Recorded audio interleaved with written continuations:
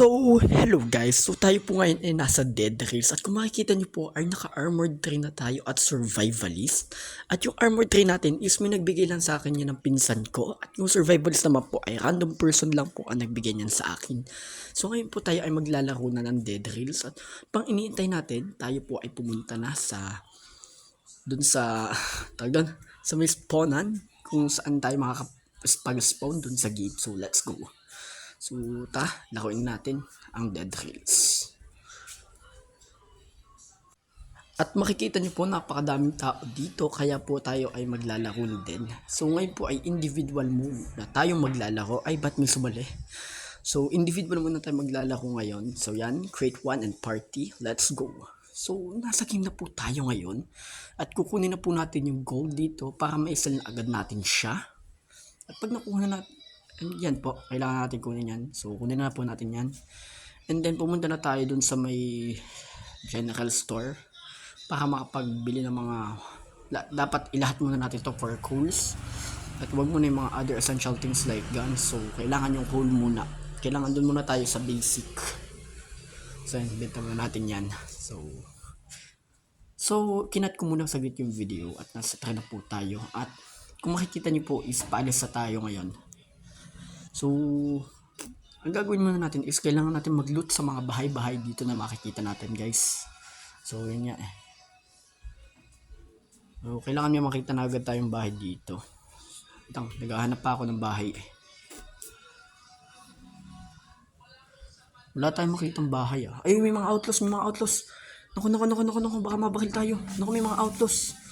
Baka patay tayo. So, yan, natakasan ko na sila. Muntik na ako dun sa mga gagi na yun. So, kailangan natin makahanap agad ng bahay na pwede natin paglutan. Kasi wala pa tayong makukuha mga essential things. So, kinat ko muna saglit yung video kasi pupunta na tayo dito sa bahay na to. Kasi, medyo hahaba siya kapag itinuloy lang natin. So, yan. Patayin natin itong mga zombie na to. So, yan, may mga basic, easiest way na mapatay yung mga zombies. Which is po talaga sa wall. And, tingnan nyo lang yung mga zombies niyan. So, yan. Mga bandage! May bandage!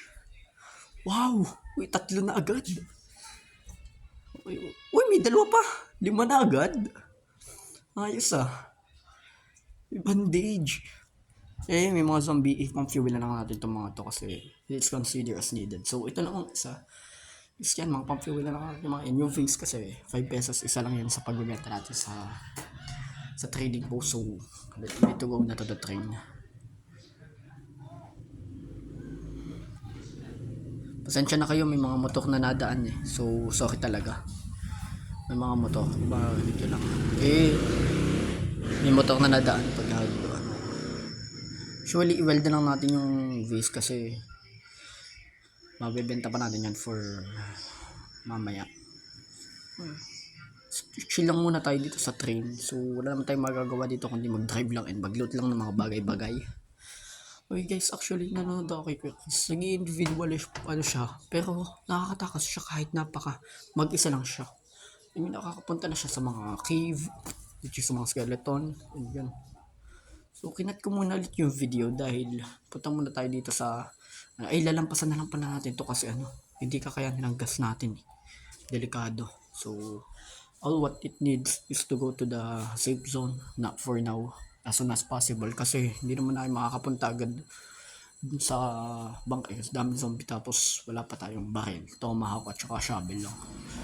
So baba muna tayo dito dahil kailangan nating magstay muna dito ng night at may free loot nga pala dito. Kumbaga pagtitin na lang ice cream, pasensya na kayo. So kumbaga meron dito tayong malulot na mga things na pwedeng gamitin for now. So, umaga na nga pala at yan, kailangan nating ibenta itong mga outlaws na to kasi pwede natin siyang ibenta sa sheriff. Yan, for some now.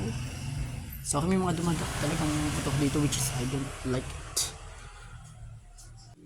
For now, kailangan muna nating hanapin yung mga outlaws na namatay dito at kailangan mahanap na natin kasi pang bebenta natin yun sa sheriff. So, hinihintay natin, let's go. So, ito, yung mga tao dito at nakita ko na yung mga hanip na outlaws, nandun pala sila. Nagtitipon-tipon lang pala sila. So, kanina pa akong hanap as in, kanina pa talaga. So, yan. Isa. So, yun. may tumulong sa atin yung bantay doon sa safe zone na iswa, the outlaw na. So kailangan kong kunin lahat ng outlaw na yon kasi sukat ka muna to saglit tong video na to kasi wala, kailangan lang. Matagal-tagal to masyado eh. So patayin muna natin tong isang to. So yan. May free loot tayo dito. Free loot. So yun nga pala, napatay na lahat ng mga hanip na outlaws, pinatay na ng mga nagbabantay dito. So kailangan nating ibenta to agad sa sheriff kasi na lang medyo tiba-tiba din tayo kapag naibenta natin to, paldo-paldo tayo dito. So kaya kailanganin natin yan for now. Ilagay muna natin dito. Yun, ang daming pera. Oh, sabi ko sa inyo eh, paldo-paldo tayo dito. So yan, yung muna natin lahat ng kulik mo na, nasa labas pa. Nasa labas yung isang pera doon. Kunin ko muna to lahat.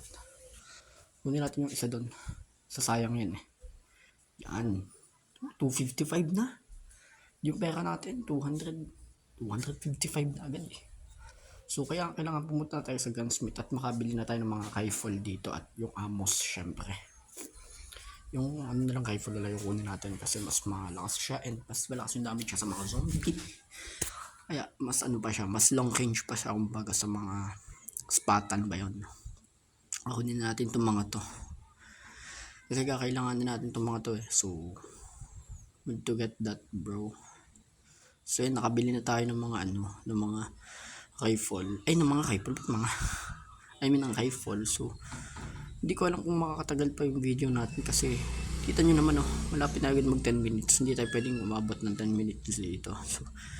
So kinat ko muna saglit at naka voice record lang pala ako guys, pasensya na kayo kasi mahirap talaga pagka maingay yung labas. Isinilent ko muna to. So isa-silent ko muna pala to. So sinilent na eh. Isa-silent ko syempre. And then mag-voice record na lang ako for now. So ang lang naman dito is makalot tayo eh. Alam ko werewolf day ngayon eh dahil sobrang dilim tapos bilog yung buwan. So werewolf day ngayon, maghintay tayo ng mga mag-spawn na werewolf dito. Bakit tiba-tiba? May isa. Nice one. No, ano? 20 pesos isa yan eh. Sabi daw eh 20 pesos daw yan eh. The joke lang. Alam ko talaga na 20 pesos siya kasi alam ko na talaga dead kills for many times. Pero yung cowboy ngayon ko lang siya nalaman eh. Ngayon ko lang nalaman na naibebenta pala siya sheriff. Ngayon ko lang talaga nalaman. So we need to find the other werewolf yun. May pinapatay doon, which is good. Mga free loot tayo dito guys. May isa pa. Hindi ka tayong patay doon ah. Free loot tayo dito bro. Tiba-tiba na naman. So kunin na natin yung mga werewolf na to para ibebenta na lang natin siya sa general store kasi sa general store pa. Hindi pala sa trading post. Sorry, general store na. So kailangan natin agad pumunta mamaya sa trading post para may benta itong mga to. All what needs is to get all of the werewolf na mamamatay ngayon. So pasensya na kayo, may maingay dito yung ano eh, may nanonood dito. So pasensya na po yung tito ko. Nanonood siya eh. So sorry talaga, may sasadya na may manonood pala po siya. So kunin natin yung ano, cut ko muna sa gitna yung video ha. And yan umaga na. So ngayon eh, kailangan natin kunin yung mga werewolf na namatay dito, which is good loot to. Tiba-tiba tayo sa outlaws at sa werewolf ngayon na. Yun, nakakita ng ano, yung werewolf. Kaso 5 yun eh, nawawala yung isa. So hindi ko na siya hanapin kasi mahirap siya eh. Kumbaga napakahirap niyang hanapin. So yun, zombie lang naman yan. So huwag na natin pansinin yan. Gago dined mo eh. So yan, punta na tayo sa trading post para maisala natin lahat ng mga outlaws na outlaws na eh, ng mga werewolf na nakuha natin. Tiba-tiba na naman tayo mga friend. Ayos talaga. Iba talaga pag tiba-tiba na guys. So yan. So I think pumunta muna tayo sa ano. So I think makakat ko muna siguro for this video natin. Hopefully nag-enjoy kayo. At kung nag-enjoy kayo, please mag-iwan lang kayo ng like dyan. I-appreciate ko naman yan. Subscribe na din kayo para maano. So bibili muna tayo dito sa gunsmith. Malapit nga dito po sa itong video na to. So magta 10 minutes na so kailangan makat ko muna to kasi hindi natin may upload to kasi wala tayong alam na code sa YouTube. Kaya for now is i-cut ko na naman yung video. So I think dito kung tatapusin ang video. Sana naman ay nag-enjoy kayo. Kaya mag-iwan na kayo ng like, subscribe na din kayo, and sana i-turn on nyo na din yung notification bell. At para sa mga susunod na video natin ay updated pa rin kayo kahit hindi man maganda, at least nakakapag-upload pa din tayo ng mga videos na pwede nating i-upload sa YouTube. Yun lang at maraming salamat sa inyo. Yun lang and bye-bye. Thank you ulit.